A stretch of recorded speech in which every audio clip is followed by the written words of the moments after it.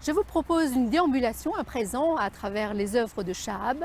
L'artiste a rencontré les visiteurs lors d'une promenade bucolique et quasi nocturne et qui nous mène jusqu'au jardin de l'hôtel du département à Pau. Le fer et la lumière, c'est le nom de l'exposition de Chahab, un artiste iranien qui s'est expatrié en France à l'âge de 22 ans.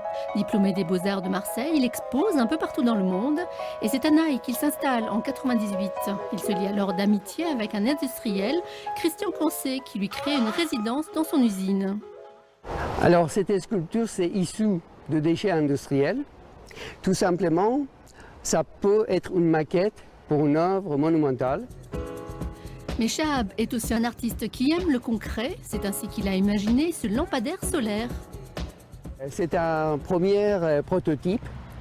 J'ai dessiné avec les ingénieurs à la société Cancé et puis on l'a produit sur place.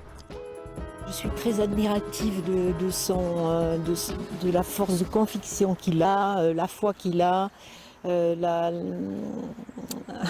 curiosité. Et tout ce qu'il fait, il y croit et je trouve ça merveilleux, merveilleux, vraiment. Enthousiaste, facétieux, poète aussi, comme avec cette illumination au laser d'une œuvre faite en panneaux de polycarbonate. Là encore, cette création l'amène à une proposition concrète.